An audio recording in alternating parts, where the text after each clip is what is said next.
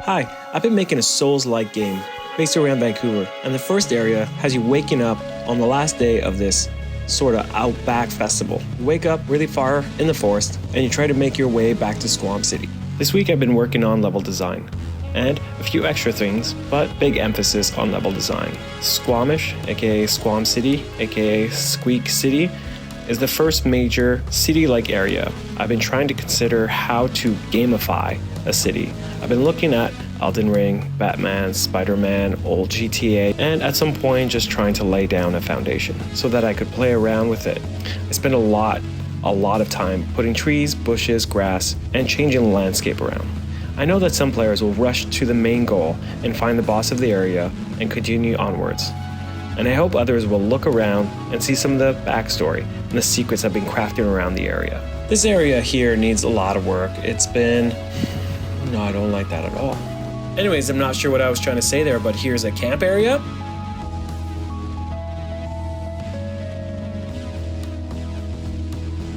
Slowly we make our way to Squam City.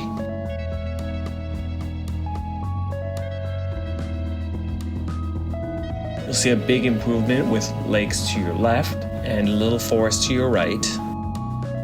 It's pretty thin right there, but there's a big lake behind those houses.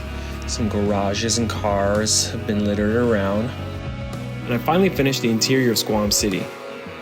You can go inside, first, second, third floor.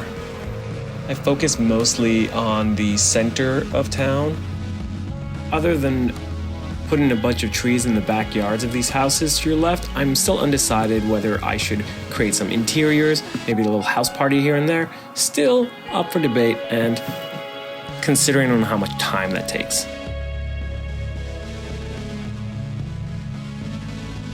And you already know, it's not a Souls-like if you can't break crates, barrels, and anything wooden. Souls-like, yeah!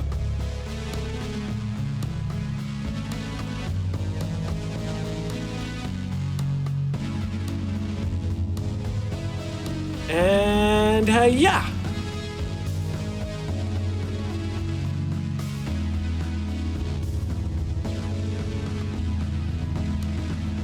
So making a lot of these interiors, like this diner, spent a lot of time modeling. I already know you're gonna say that, Ollie. These doors are incredibly slow. So yeah, I've been modeling the chairs, the tables, the little breakfasts on the table, and then just playing like Sim City and just placing, what's the other one? Sims, just the Sims, where you place things around your house. It was a lot of that. Real fun fact, I make these objects in Magical Voxel, then bring them into Unity. Sometimes, like these buildings in the distance, this windmill for example, I bring in and double its size. I placed those to be like a bowling, but for whatever reason, the first one broke and the other ones didn't. Still looking into it.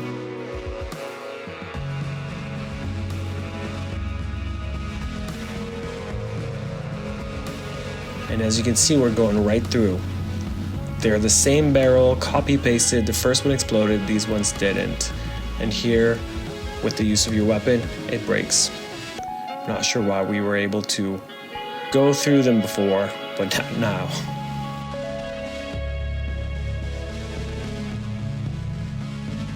These barns, a good barn and a bad barn. And you already know there's gonna be some barn kitties and maybe a few goats here and there, and ghosts. And for whatever reason, I'm using the same code for the doors that worked in the diner. And here, I'm getting this weird interaction where the doors flip around. You can sort of not go through them, but kind of go through them. In the game, this way will lead you to the far west of the map. I'll have to figure out what to do, probably just a broken bridge, and little secrets here and there.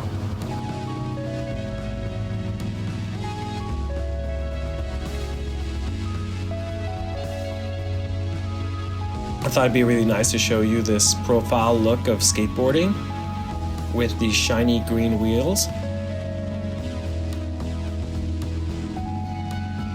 And I'll be able to showcase a little bit of Squam City. So because of the sun and the direction of the light right now, we're not seeing a lot of the facades of these houses. The sun is shining in the other direction, so you can sort of tell from the shadows.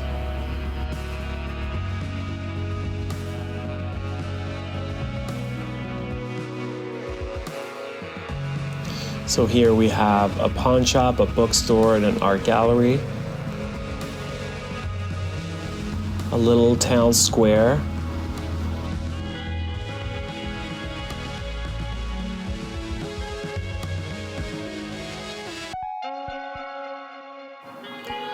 We have more shops here, and ooh, look at that. Who's following you? I've created this little strafing pattern for these little punk guys, but they seem to do whatever they like.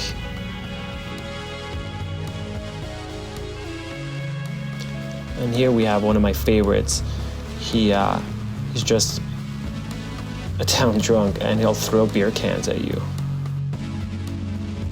Here you can see the AI is programmed to strafe charge, but in an open area like this, it doesn't allow for a lot of difficulty. So I'm trying to figure ways to accommodate for big open spaces.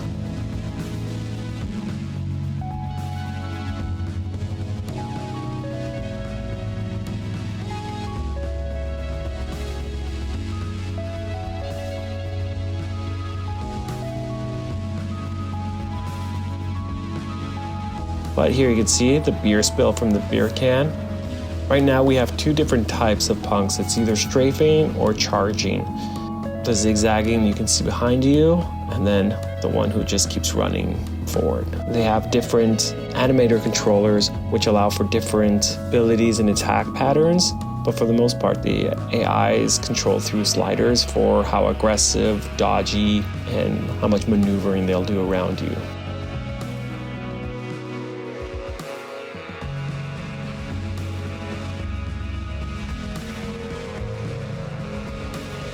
She still takes forever to do her little loading thing. By loading thing, she does this little charge up and then releases a little burst, energy burst.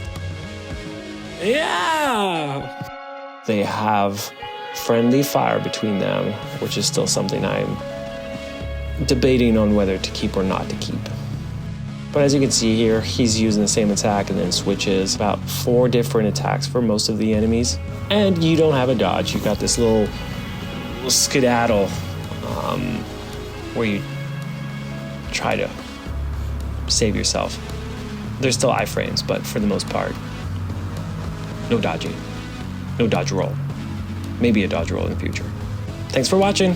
This was a long one. I appreciate. Don't forget to hit that bell, subscribe, like, share, and yeehaw. Comment. Yeah, comment. Commenting's important. Blah, blah, blah.